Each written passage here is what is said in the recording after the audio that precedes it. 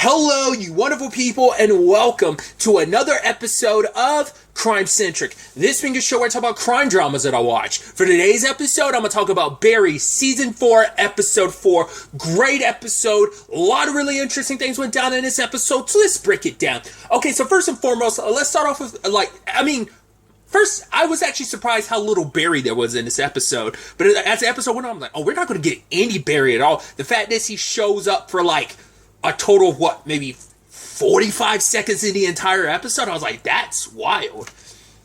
So that's so interesting. I think that's such an interesting progression for the final season. I mean, granted, he was in prison for the first 2 episodes, so I guess it's but still, I'm sure you could have written it to be more Barry in prison, but it's no, you get a little bit of Barry, but it's mainly focused on how everyone else is handling the Barry situation. He's not even directly in their lives anymore, but the damage and the ripple effects of Barry has rippled out to all these characters, changing them and affecting them in ways that maybe they didn't even quite realize until now. First and foremost, let's start off with the Cristobal and Hank situation. Obviously, Hank is no, we got guys out there. All right, get even more, because he's nervous. It's he taunted Barry last episode, and even Cristobal's that's what you get for hiring podcasters to do the hit. And it's yeah, they screwed the pooch on that, and now Barry's free, and he's literally coming for revenge. He literally told you he was going to kill you, so Hank knows, I also know who Barry is. I mean, Barry has come close to killing me. I mean, hell, in the first episode alone, he almost killed me. So it's yeah, This is Barry's kind of gotten out of a lot of situations. You've also known Barry to mass murder a lot of people all at once.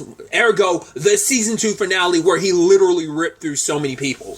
So yeah, a few guards ain't gonna stop Barry if he's a man on a mission. So either way, Cristobal and Hank are trying to make the best of the situation. The team, it's hey, you guys are our partners. Hey, look at this. We've here some R&R and make you guys relax. Because I love that the entire time we're watching Hank, we're thinking oh man, he's freaking out because of the Barry of it all. It's no, because he knew what was coming, and he was it's a common. I don't know if he's really nervous about the Barry thing, which yeah, that's one thing to worry about, but more so than anything else is the Chechen side of things.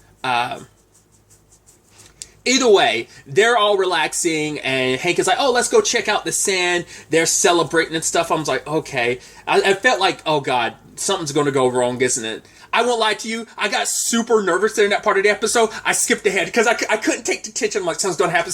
Because I literally kept thinking oh God, Barry's going to pop out at any second. Because I didn't know if it was going to be an off-screen thing and Barry just pops up and he's going to pop Cristobal and Hank. So I get like that sometimes where I have to skip forward. I'd like to go, okay. And I saw what ended up happening. I was no! I ended up rewinding. I was okay, I'm going to have to play this. I took some of the tension away from myself, but then I let it play out. I know it's a messed up way to watch TV, but it was just, I couldn't help it. My chest was so tight because I was so anxious. I was oh God, it's going to happen. It's going to happen. It's going to happen at any moment. And then as that happens, I was no, oh God. And Hank doesn't know because he walked away.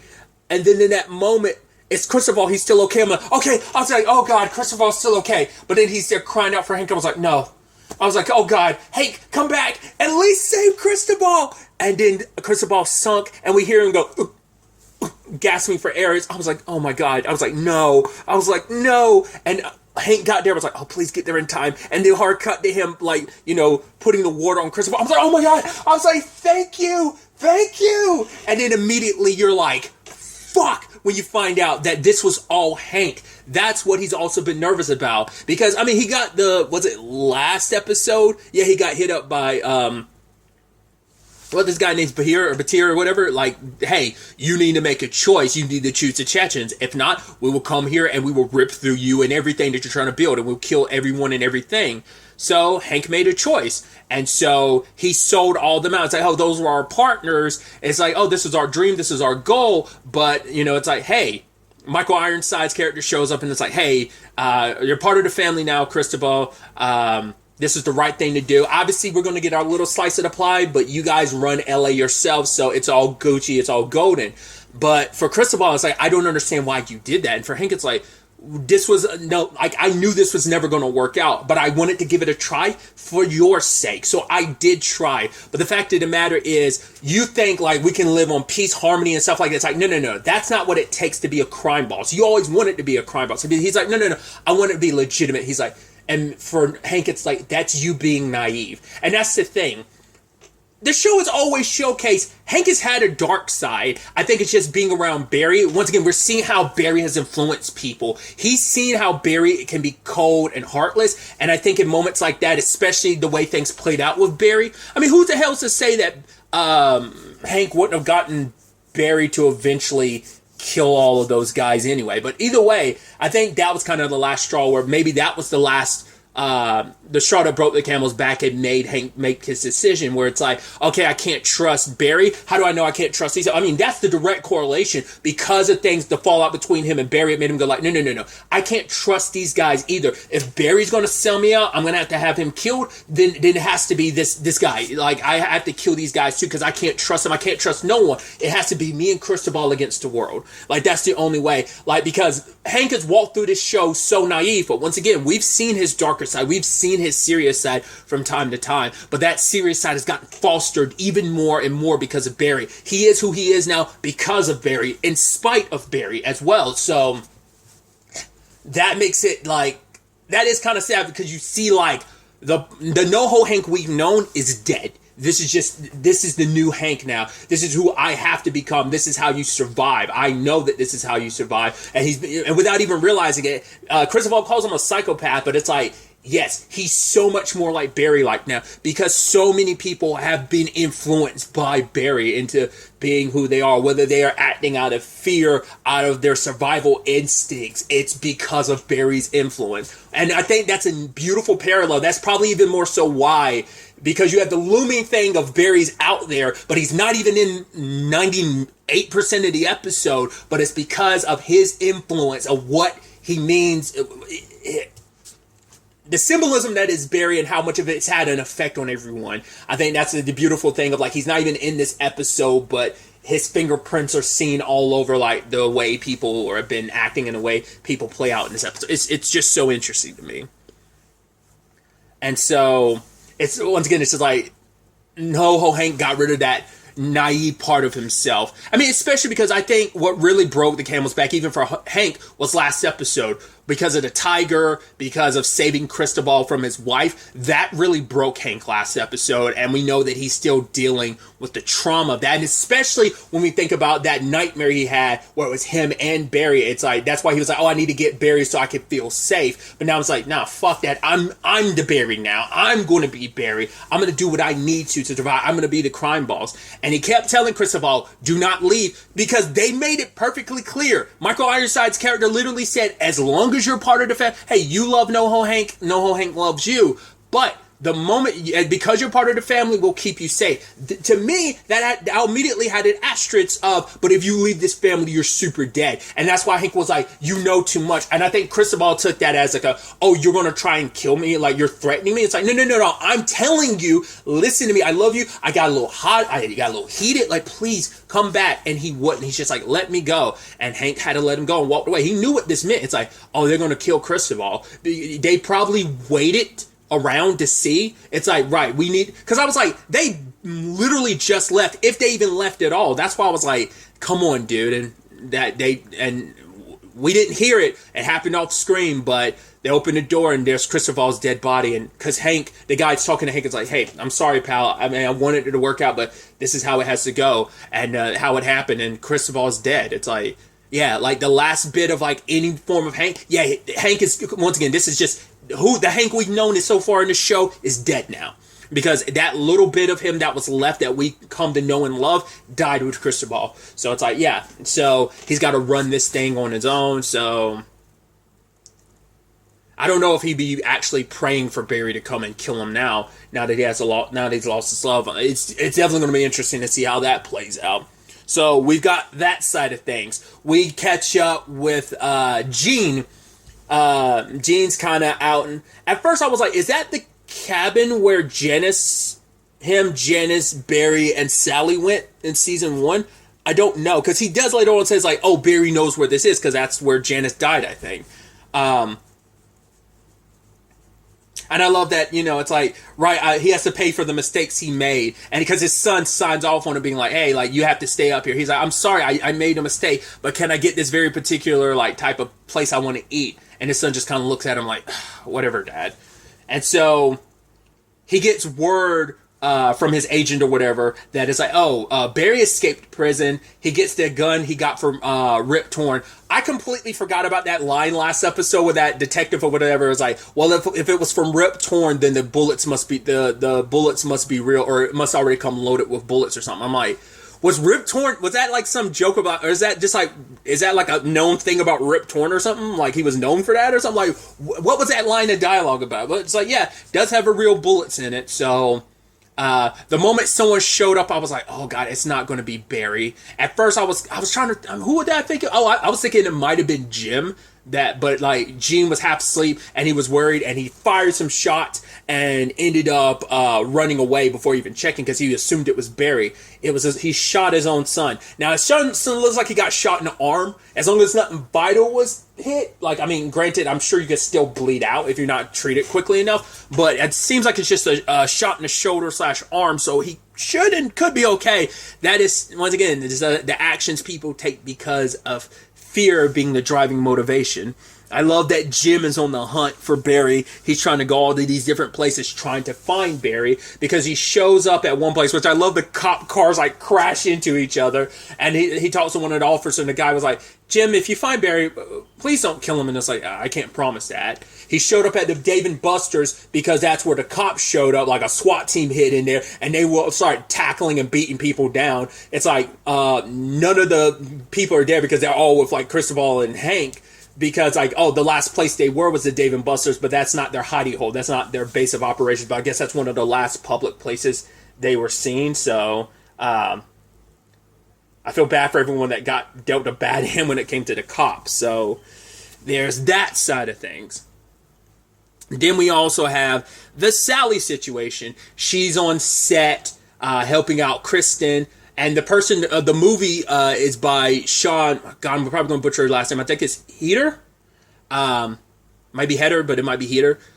Which I had to look her up because I was like, oh. And the moment Sally was like, oh, I love Coda, I was like, wait, she did Coda? It's like, yes, she's the writer and director of Coda. She's actually like a really big time writer. I was looking just scanning through some stuff. She wrote on the show Men of a Certain Age. It was a show on TNT back in the day, like 2011. I really like that show. It's such a bummer that got canceled after 2 seasons. It's a really good show. I highly recommend if you go back and see it. Because I never finished it. Because before I could even finish it, I found out it got canceled. I was just like, oh, that was kind of a bummer. But it was a really nice kind of like, I think it's kind of a drama, but it was like, it had like funny moments in it. I know one of the main people was Ray Romano. I know one of the, I can't remember all the older people in it. Was it? It wasn't Scott. Was it Scott Bakula in that? And there's also the actor. Oh my god, I'm blanking on his name. He's from more recently like Brooklyn Nine-Nine. I cannot think of that actor's name, but it might have been. I definitely know Ray Romano, but I want to say Scott Bakula was in it. Either way, I'm going on this huge tangent. But she wrote on that. She also wrote like, she was part of the team that wrote on like the first 3 seasons of Orange is the New Black. So I was like, oh, that's cool. So.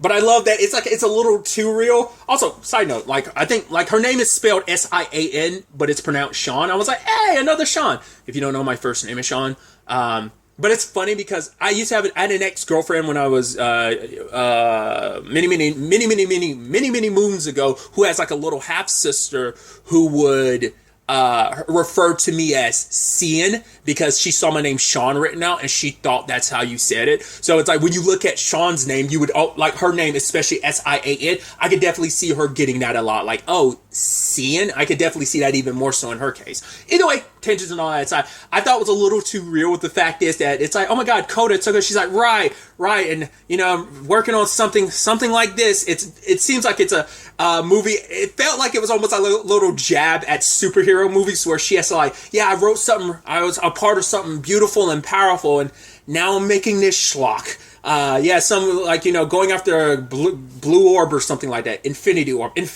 I'm like, that's a little jab at Marvel and DC. Hey, I love Marvel and DC, but I can laugh and joke about that of like, oh yeah, it's just kind of like, you wanted to make something cool. I mean, and it's also that funny thing about people be like, oh, someone made a terrible movie. It's like, no one sets out to make a bad movie. It's just a situation of like, she's even saying like, I think I think this is going to be a good movie. I hope it's going to be a good movie. It's just like, right, she had to deal with something with like character and growth. Now she has to deal with like something that's all like CGI because you see people in like the green screen suits and stuff. So it's like, right, it's something that, you know, I mean, don't get it wrong. Like superhero stuff, you can draw out the emotion and get something powerful and powerful performances. But it's kind of like, yeah, it feels like I'm making like, maybe it not even just has to be a superhero. It could be like something like fantasy-esque schlock. She feels like this is going to be terrible, but I hope it's good. And she's like, when people see this, I hope that they think, this is made by the person who made Coda. You can see the hurt in her eyes as she's saying that. It's like, it's funny,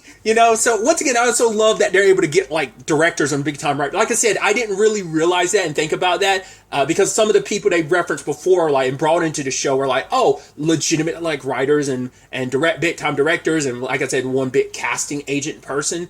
Someone who's like a big like casting person, and then obviously like Guillermo del Toro last episode. So that was pretty neat. And I also love the guy being like, "Oh my God, aren't you?" And Chris, Sally's like, "Yes, I'm that. Yes, I'm that person with the movie." He's like, "Wow, that was everywhere." Oh, so I see, but I mean, hell, you're making a bounce back with your career. So Sally is helping Kristen. I thought it was kind of weird. I didn't know if I was reading too much into it that she's helping out Kristen do her line because Kristen was like panicked, like, "Oh, I can't remember my line." And Sally does it, and then she turns to Sean. I'm like, wait, are you doing what I think you're doing? And even later on, like, was it Kristen's agent that Mark was like, "Oh yeah, I saw what you were trying to do. You were trying to snake the role from her." He's like, I mean, you can help her out on other sets, and then you get to meet other big time directors and stuff and people and casting people, and that way you can start boosting your own career. I mean, you can't try and do that, like snake the role from Kristen, like on other sets, certain sets you can't do that. But yeah, I get it. You took your shot, and it kind of blew up in her face because like she did it. She put on a performance, and it's like, oh my God, that was so unreal. Now I need you to do that, but get her to do it, and that's money. Yeah, it's like, and you could see like the hurt in Sally's face because it was like, oh, once again, it's super jacked up because I don't think Kristen realized what you were trying to do, but you were trying to snake that role from her, and even I was like, is that what? It's the fact is that she didn't, because Sally was thinking what I was thinking. I was like, oh, it's going to be so jacked up. Sean is going to end up asking Sally to take the role, and Kristen's out. But it's like, no, that's what Sally hoped was going to happen, and it didn't, and she's the one that walked away with egg on her face. And now it's like, yeah, for her, it's like what she came out here to be and what she came out here to do. She had the opportunity, and it all kind of collapsed because of that damn algorithm. Plus, Natalie's video. And then she hears about Barry having escaped, and Kristen's like, "Oh, you should stay with me." And that moment, Sally's like, "No, I'll be okay." I'm like, "Wait, are you hoping to see Barry?" And then later on, like Jim is outside of her place as she like goes in there, and she's like, "Barry?" And he comes out, he's like, "Hey, I know I can't, I just need a place to stay." She's like, "Let's go." And he's like, "Really?" And I'm like, whoa. Because for Sally, it's like, for her, it's like, no matter what I do, like, for her, that was just kind of like the last straw. It's just kind of like, my career isn't going to ever fully recover because I will always be, like, I mean, that's just sad. I mean, it's the sad thing of like, I mean, when you've done something super asshole-ish, your reputation is everything in Hollywood. It seems like, I mean, especially when you've done some asshole-ish things, you can come back from it. I mean, we've seen Gene kind of recover his career, even prior to the Barry Berkman, of like getting Barry arrested thing. It was, that helped boost his career, but before that, he was making amends and was on the better end because he apologized to a lot of people he had pissed off and scorned over the years. So it can happen, but it's also, I think, like, maybe it's a combination of, like, her dreams are shattered. Maybe it's just even Sally's ego being like, I'm not going to be reduced to this, where it's just like, I'm helping this person. Yeah, I might get a paycheck off of it, but maybe it'll help my career. It's like, I'm way more talented than this person, so I think it is a little bit of ego in there, too. But it's like, yeah, what's the point? Because let me be with someone who actually likes me and cares about me. But it's also that toxic thing of kind of like, I think, once again, I don't know if it's going to be like a full moral oral parent type of thing. I make that reference a lot because it is the most heartbreaking and disturbing element of just like that story. Just knowing not the most disturbing, but it's like a really heartbreaking thing of, why did his parents get together in the first place? Oh, because of love. It's like, no, it's because why not? no one else is, there's no one else, so you're just settling, and that leads to such hate and resentment. I don't know if that's necessarily what Sally's going for, but for her, it's like, she kind of probably feels like there's no going back already. I'm broken. I'm damaged goods in the eyes of Hollywood in many different regards. And that's besides people knowing what I did. Barry knows what I've done. He's kind of messed up. I'm kind of messed up, and maybe we could be messed up together.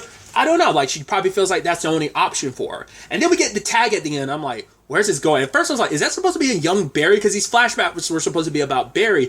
And then there's this kid that's named John. And I'm like, what? I was like, what's up with that?